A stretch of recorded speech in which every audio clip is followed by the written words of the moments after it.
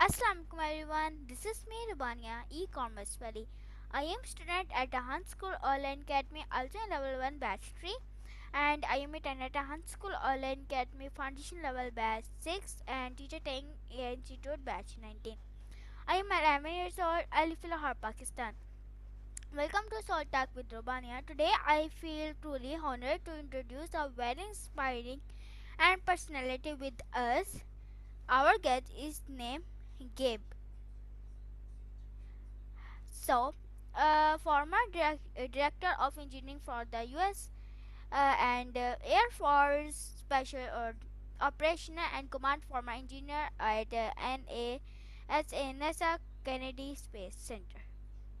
A proud member of the NASA Speaker Bureau of for 11 years. An international speaker who has presented in 18 countries and also a signed guide for a blind triathlete, proving that leadership is not just about titles but about humanity. So, Gabe, welcome to Soul Tech with Rubania. It's a pleasure to have you here. So, Thank you so much. And good evening to you, and good evening to everybody in Pakistan. Good morning from here in Florida. It's great to have this opportunity. I welcome the chance, and I'm looking forward to hearing your questions. welcome, Gabe, and thank you so much for joining. So, You're welcome. my first question, can you briefly tell us about your journey into engineering? Well, my journey into engineering was really very unique in many ways because I explain about my childhood and how I hated school and how I did very poorly in school. So when I finished high school, I didn't really think I was capable of doing anything because I had failed almost everything I'd done except playing sports and going to the beach. I could do pretty good at those things. So I really didn't have many expectations of what I could do. And at the time, I was driving a truck. I was a truck driver. I was playing a lot of sports. And a friend of mine I was playing sports with said to me, "Have you ever thought about going to engineering?" And I don't know why he said that. I have no idea. But at the time, I'd never thought about it. But when he said that to me, after I'd been out of high school a while, and I met many people who'd been through university, and I realized you didn't have to be so smart because some of these people weren't so smart, and they got through university. And I thought, well, if they can do it, I know I can do it. So that's kind of how I got involved in the beginning. It was kind of an interesting story. Oh, that's great. So, my next question, what inspired you to join the US Air Force Special Operations Command? So, I joined the Air Force right after I got out of high school because when I was in high school, I was fighting with my parents all the time. They would say to me, "What are you going to do after school?" "I'm going to go to the beach." "No, you got to get a job." "I'm going to play sports." So I was always fighting with my parents. And I have a twin sister, and she knew when she was 3 years old, she wanted to be a teacher. So when they would say to her, "What are you going to do?" "Oh, I'm going to be a teacher." "That's great." Well, I'm fighting with them because right after high school I joined the Air Force to get away from home and my parents. And my parents were right. They weren't bad or anything. They just trying to push me in a direction they wanted me to go, but I didn't want to go. So I joined the Air Force to get away from home. And through the progression of being in the Air Force, I had many different positions, and I had the opportunity to get involved with special operations, and it was amazing. The people in special operations really are special. And I was an engineer assigned to special operations, so I wasn't like I was to me, the real special ops people. Oh, that's amazing. So, my next question, what does the role of director of engineering actually involve? Well, in my case, it was a little bit different because I was at an organization that was responsible for many, many areas of the world. So we had special ops units all over the world, and many of them had buildings that were run down or air conditioning systems. They had engineering problems they really couldn't solve because they were too busy with other things that were really more important. So my job was to travel around the world to these special operations units and help them solve engineering problems. And it was awesome because I got to go all over the world. all over Europe, all over Pacific, all over Asia, all over the US, and I really, really love doing it. Oh, that's great. So my next question, how did working in the military shape your mindset as an engineer? You know, I try not to associate engineering or one thing specific than the other. I think the mindset with everything is the same. You know, you always want to challenge yourself to do your best and enjoy what you do and believe in yourself. I talk about those three things, though, important. So it doesn't matter to me whether you're an engineer, you're a nurse, or whatever you may be. You want to have the same mindset to do, always try to do your best. That's important. You know, learn to believe in yourself. This is so important. If you don't believe in yourself, how can you expect others to believe in you? So everything comes within. You want to build that confidence and you want to learn to enjoy everything you do. You know that anybody can do something. Can you enjoy it? The challenge is never to do it. The challenge is to enjoy it. If you can learn to make everything you do your most favorite thing as you do it, you will always be happy. You're always doing your favorite thing. So you want to train your mind to think differently. You do the same thing the same way, just think about it differently. Oh, that's amazing. And thank you so much for answer in my question. And my next question, what was your experience like working at NASA Kennedy Space Center? It was so much fun. Every day to me was magic. Every day was fun. It's not what you do, it's where you do it. You know, you can cut the grass and you're still surrounded by this amazing atmosphere where everywhere you look, every wall, every building, every picture, there's something about space. There's something about stars. Your mind is going to these magical places. To me, it's always so much fun. And then you see this big building and you see his ship puts together. It goes to a launch pad and it goes to these magical places. So imagination becomes reality. To me, it's just so much fun. Okay, so you enjoy and I enjoy everything. okay. So my next question, which NASA like project are you most proud of? You know, to me, every day the challenge is the same, and it doesn't really matter what you do. You do some things that maybe are a little bit more challenging than others, but in the end, to me, you want to treat everything the same. You want to enjoy it. You want to do your best, and you want to challenge yourself to accomplish it in the most efficient way. So I really don't really.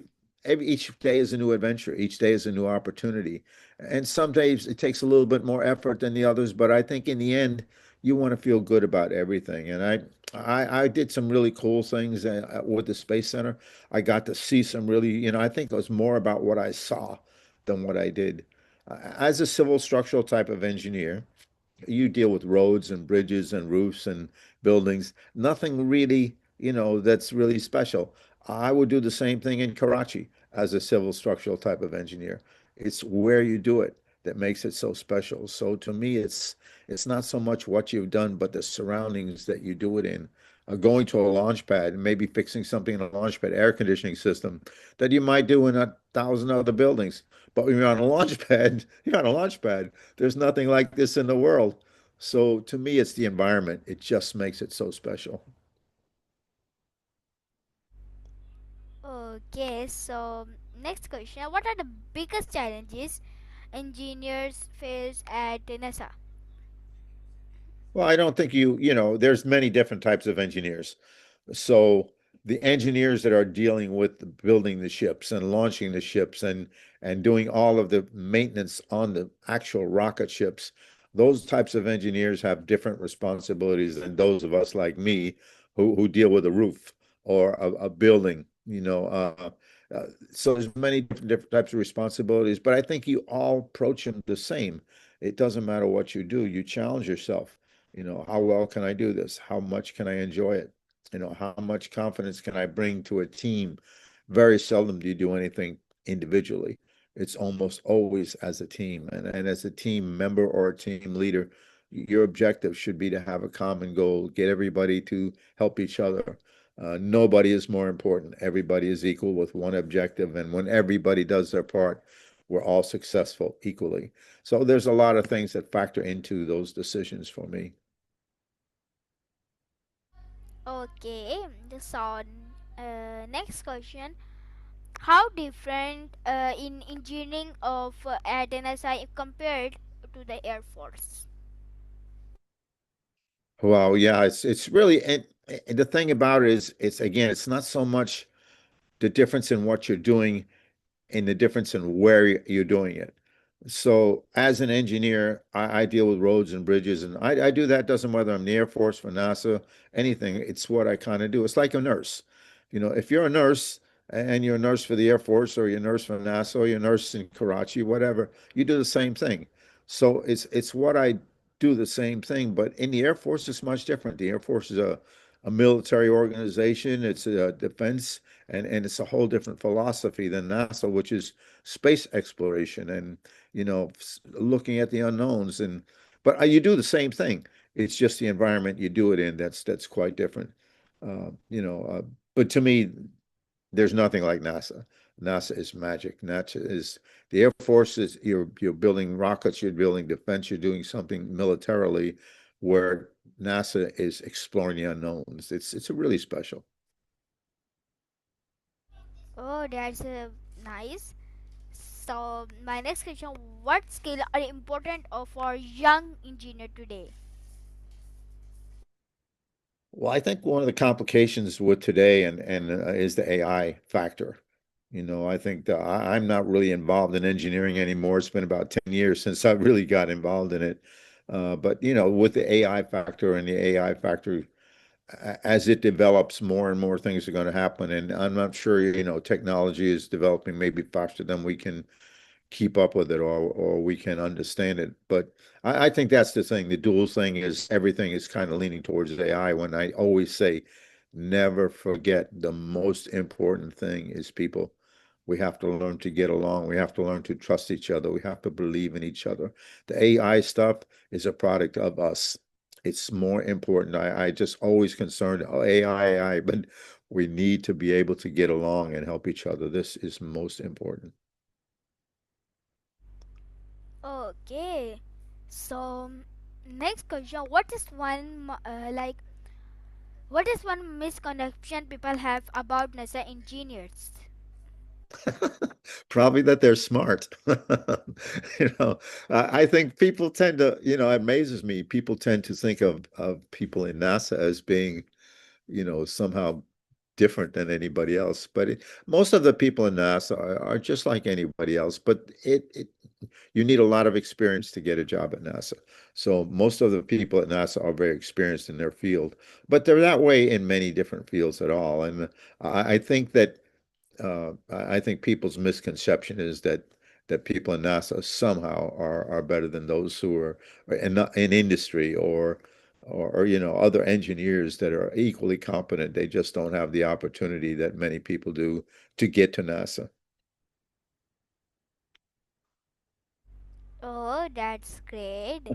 So next question: you were part of the NASA speaker bureau for 11 years. What did that teach you? Oh, it was amazing. If somebody would have said to me, "You're going to be a speaker, here's $1 million," I would have said, "Keep your money. I'm never going to be a speaker. This is something in my life I never want to do. I never really think about doing it. I don't want to do it." So it happened really, really by accident. It happened through a group of kids in South Africa. They were 8 years old in the third grade, and I got to be writing with them and their teacher. And they came to America, and I spent a couple of weeks with them. We had a great time, and I went to Africa to spend some time with them in Africa and just talking at the schools, no big deal. But while I was there, the American embassy said, "Oh, we have somebody from NASA. We want them to speak at a big university." And I had never done it, and I never wanted to do it. And it happened so fast I couldn't say no. So it was actually at a high school with 400 kids, 20 kids from 20 schools, and I never had done it in my life. And I didn't know what to do. I just went out there and I just talked about what I did at Kennedy Space Center and the magic of the space program. And no notes, no cards, no nothing. Just kind of did it. And it was fantastic. Everybody loved it. It was so much fun. So when I came back from Africa, people in NASA Speakers Bureau had heard what I'd done and said, "Okay, you got to join the Speakers Bureau." And it opened so many doors for me to speak with schools and just develop the program. It was amazing. And the Speakers Bureau to me, I actually quit my job when I was at 10 years ago. I was doing some through the Speakers Bureau, but I was getting a lot of international requests, and it really got bigger and bigger. And I wasn't enough hours in the day to have a job and to be a part of the Speakers Bureau. So I quit my job, resigned my position so I could become a full-time speaker. And that's what I've been doing for the last 10 years. I've been traveling around speaking. It's been amazing. Oh, that's amazing. So, may I say, like my next question, how does public speaking connect with leadership? I think everything is about confidence and a strong belief in yourself, and you can't be a public speaker without a strong belief in yourself, or you can, but you're not going to enjoy it. The challenge is to have that belief in yourself, and I talk about it so much. It's really, really important to have that belief in yourself, and you get that belief in yourself. I talk about three things. Do your best. Do your best is pretty easy. In this interview with me, you want to do your best. I want to do my best. We're a team. Together, we have a common goal. We're equal. Without me, you can't do it. Without you, I can't do it. So we're a team and we're supposed to help each other. So it comes from a belief in yourself. So always do your best. Enjoy everything you do. This is a little more challenging, but you can find good in everything. Find positives in everything you do. If you can't find a positive, say to yourself, could be worse, becomes a positive. Never have a negative experience. And the most important thing, which very few people have, believe in yourself. And you get that belief in yourself by establishing goals. Usually you have a dream or thought. You take that dream and you write down and say, this is my goal. And you ask yourself, how do I get there? I'm here. I want to go there. What steps do I take? You plan small steps. Don't be in a hurry. The smaller the step, the easier it is to accomplish. Easier it is to accomplish, it helps you develop a belief in yourself. And you want to build that very slowly. Don't be in a hurry. You build and you build and you build. And one day you say to yourself, I can do anything. When you have that belief and that confidence in yourself, everything gets easy. I hated public speaking. When I was in high school, I had any time I had to give a talk when I was in high school, I did not go. Our high school is 4 years long. I never spoke once in high school. I was so afraid to do it. I got confidence and I got a belief in myself, and I learned, hey, it's only talking. I can't really mess up. The main thing is to enjoy it and have fun with it, and the audience will have fun as well. Public speaking to me opens many doors because it gives you the confidence and the belief, helps you deal the belief in yourself. If you do it to me for the joy of doing it. Many people do it to get a paycheck. Many people do it because they have to do it. And if you're sitting in the audience and the speaker's up there, you know whether they're having a good time or whether they're there for pick up a check, and so you want to have fun with it, and you want the audience to have fun with it as well. But I think it all evolves around the ability to believe in yourself. Once you believe in yourself, it's so important. And if you don't believe in yourself, how can you expect others to believe in you? So you have to be a good leader. And the way you have leader, you have to have that confidence. You have to have that belief.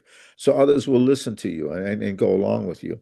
But you also have to have the ability to listen to them and incorporate their views as well. Okay, so my next question, you have spoken in 18 countries.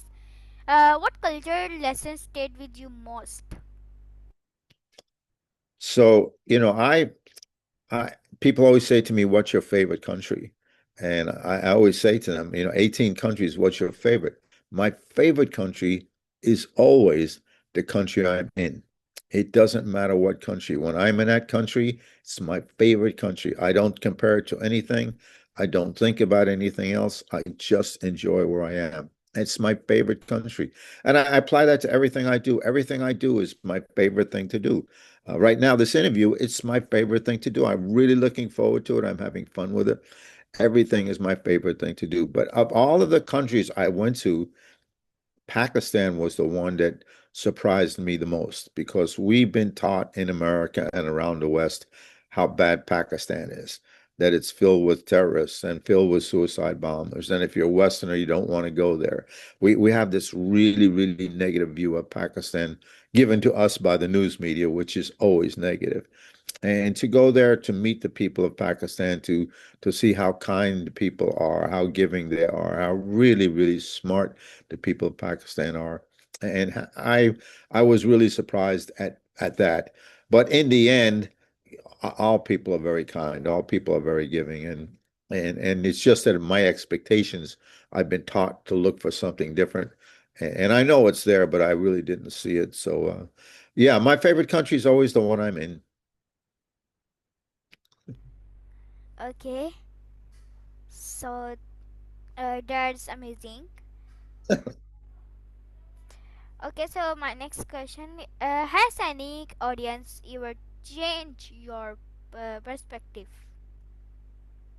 Each audience is independent from the rest, and people always say to me, like, what's your favorite country?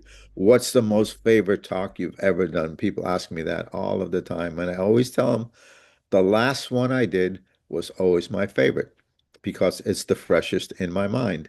Each audience, each opportunity, it's really amazing to me how different it is from the rest of them, yet it's exactly the same.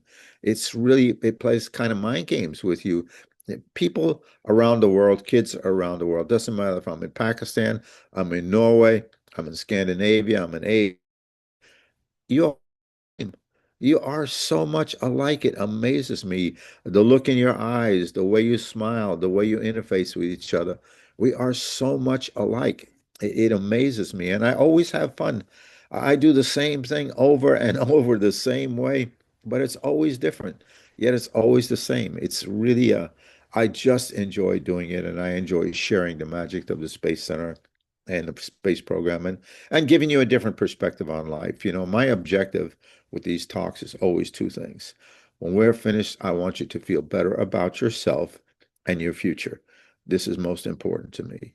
And if you learn those three things, it will help you to do that. Okay, so my next question, what make a message truly impactful on a global stage? Say the beginning of that again.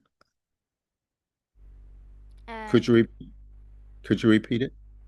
sure, like my question, what make a message truly impactful on a global stage, sorry. So I'm not really sure what you're asking me. I know about the global stage, but I'm not sure about the beginning of it. So we'll just do it slowly and see if I can understand it. Okay, so my question, what make a message truly impactful on a global stage? Mega message, is that what you said? Impactful message on a global Oh, stage. well, to me, it's all about getting along, and I wish that, I hate when there's wars and there's people killing each other, and to me, the most important thing, let's learn to get along. Let's not kill each other. For me, I use India and Pakistan as a great example of two countries that should never fight, two countries that should. You are really the same people, and I look at it from a different perspective. I visit India, I visit Pakistan. I have no predetermined ideas about one.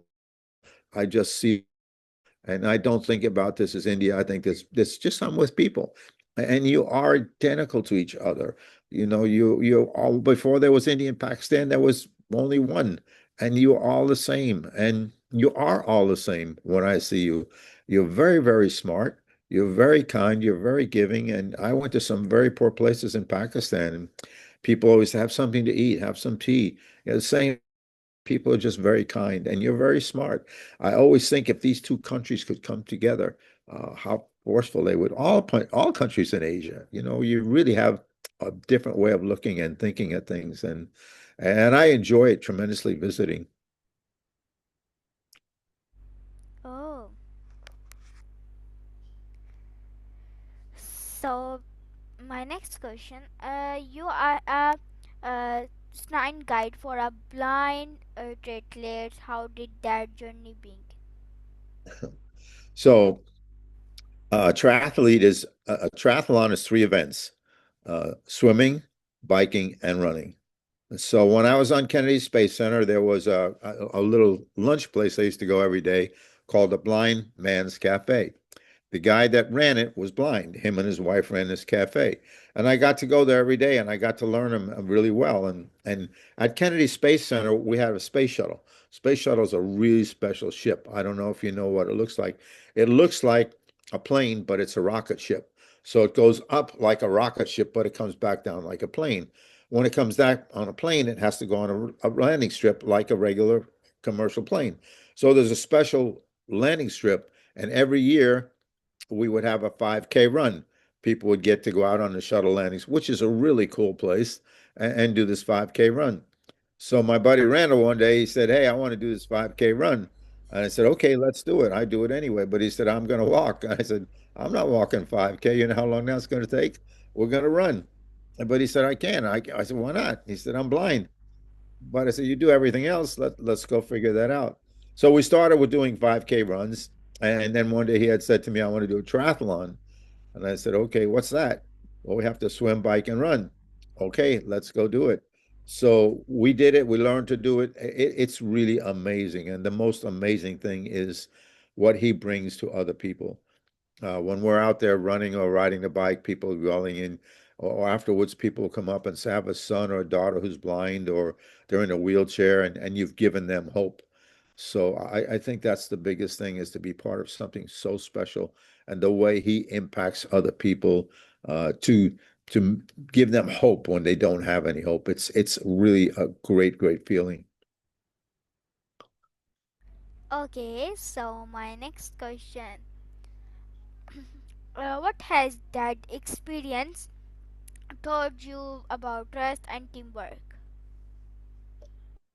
That experience to me, it's about life. It's really about life and to appreciate what you have. When you're around a person who's blind every day and you just see what they do as far as just having a sandwich, or having some food, how do they, we just do it. We're so thankful that we can see. So we should be thankful that we can see. And what it's done to me more than anything else is anytime I think, oh, I'm having a problem with my car, I'm having this or that, as I can see. Aren't I lucky I can see? I never have a problem when I think I remind myself I can see I'm really lucky and to take all of the thanks for everything positive in our lives.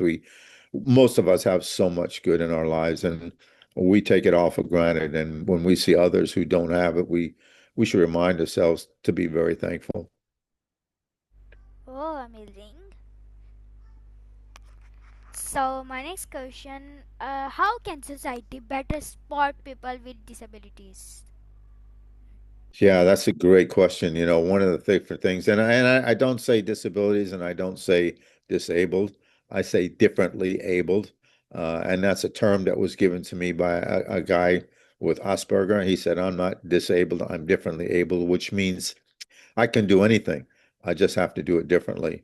So I think one of the things is the acceptance of others is something different. Many prejudice, many hatreds, many are because people are different. They might be a different color, they might be a different height, they might be different religion, whatever, that often causes uh, friction and ridiculous to me hatred. I don't understand it. The same with people who are differently abled. They're looked at as that person's in a wheelchair. They can't do anything, or that person can't hear. They can't do anything. And instead of understanding, I talk a lot with the business community. Hire them, give them a chance. Don't tell them how to do something. Tell them what needs to be done. Let them figure it out. They'll find more ways efficiently than you could ever imagine. And they will also elevate people around them. Because if you see somebody beside you in a wheelchair doing more than you, you're probably going to pick it up a little bit. But they love the opportunity. They will be the best worker you ever had. I think it's sad that they are so limited in their opportunities because of the limitations people put on them because they're different. Okay, so my next question, how can leaders build empathy in high pressure environments? Yeah, well, I think again, it comes from a strong belief in yourself and a strong positive way of sharing that belief. I think you want to bring everybody into the process. You want everybody to understand we're a team. Nobody is more important than the other. Try to get input. Look, we have this project. We're here. We have to do this project. Everybody, give me your thoughts. Let's all figure it out. You know your roles. You know what you have to do. What's the best way for you to do it? And then you sit down collectively and you go over that and you try to get everybody involved. In the end, hopefully you've got everybody to say, okay, we've agreed this is the way to do it. Maybe somebody has a different view, but in the end, we have to come together. And ultimately, as the leader, you make the final decisions. But you want everybody involved in the process. And I think the more you involve people, the more you appreciate their view. And you always want to take time to learn why people think the way they do. You don't have to accept them. You have to change your view, but you can accept their view as their view if you take the time to learn why they think that way. And then from that, you try to build on, okay, what about doing this? So what about doing that? Try to incorporate their view into the decision-making process. And I think everybody benefits when that happens, but it takes a lot of patience. It takes a lot of willingness to listen, and you have to be willing to relate to others.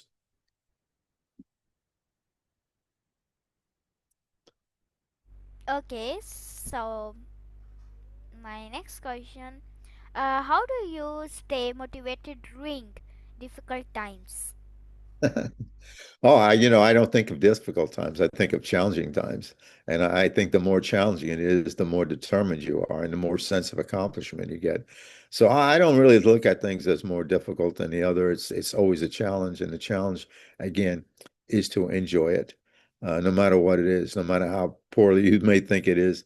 Your car is broken. Well, could be me. I'm not broken. You want to find ways to make positives out of everything and enjoy it and be thankful for the opportunity and the great sense of accomplishment. The bigger the challenge, the bigger the sense of accomplishment. So it's all a building, and to me, it's about enjoying everything we do. Oh, that's amazing. So, my next question, what keeps you grounded despite such an accomplished career? Really, I know I never really had the dream or the desire to do any of this. It just kind of happened. I tell the people all the time, life has kind of pulled me in different directions. I never really had it. People who knows what they want to do, they are very, very fortunate.